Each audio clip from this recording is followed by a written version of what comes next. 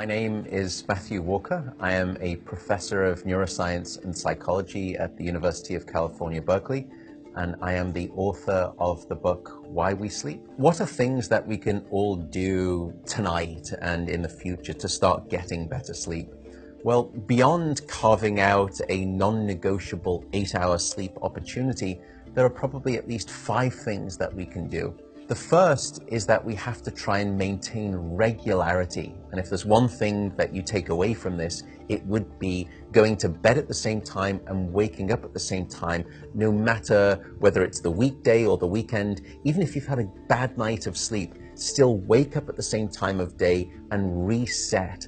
The second thing is that we are a dark-deprived society in this modern era, and we need darkness in the evening to allow the release of a hormone called melatonin. And melatonin helps the healthy timing of our sleep. So try to dim down half the lights in your home in the hour before bed. Stay away from screens, especially those LED screens. They emit blue light that actually puts the brakes on melatonin. And those blue light emitting devices fool your brain into thinking that it's still daytime, even though it's nighttime and you want to get to sleep. The third key ingredient is to keep it cool. Many of us actually have a bedroom that's too warm in terms of temperature. So an optimal temperature is about 68 degrees Fahrenheit or about 18.5 degrees Celsius. And the reason is that your brain and your body need to drop their core temperature by about 2 to 3 degrees Fahrenheit to initiate good sleep. And that's the reason that you will always find it easier to fall asleep in a room that's too cold than too hot. So having a cool room actually takes your brain and body in the right temperature direction to get good sleep. The fourth critical factor is actually avoiding alcohol and caffeine. Unfortunately, this makes me deeply unpopular, but alcohol is perhaps the most misunderstood drug when it comes to sleep. People think that it helps them fall asleep. That's not actually true. Alcohol is a class of drugs that we call the sedatives. And what you're doing is just knocking your brain out. You're not putting it into natural sleep. We also know that alcohol will fragment your sleep, so you'll wake up many more times throughout the night. And alcohol is also a very potent chemical for blocking your dream sleep or your rapid eye movement sleep. Caffeine is also a problem. Many of us know that caffeine can keep us awake. It's an alerting chemical. It's a stimulant in terms of a class of drugs.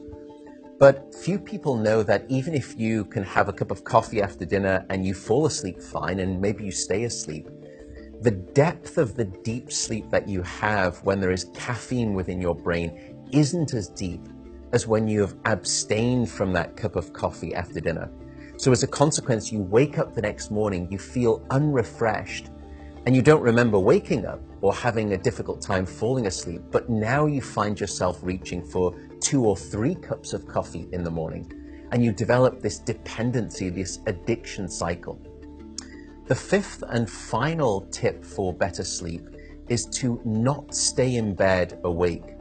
So if you haven't fallen asleep within 20 or so minutes, or you've woken up and you're finding it difficult to fall back asleep, don't stay in bed awake. The reason is that your brain very quickly starts to learn the association between your bed being about the place that you're awake rather than your bed being about sleep.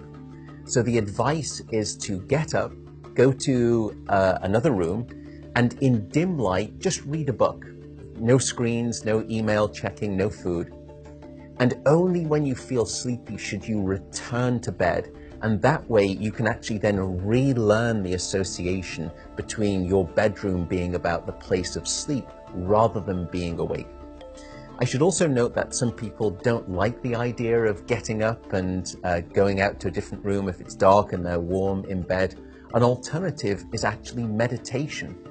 Meditation has been demonstrated in clinical trials to help people just relax the body, calm down the fight or flight branch of the nervous system that can happen when we wake up in the middle of the night and we have that Rolodex of anxiety thoughts. And by meditating, you can start to quiet the mind as well as the body, and that also helps you fall back asleep more easily.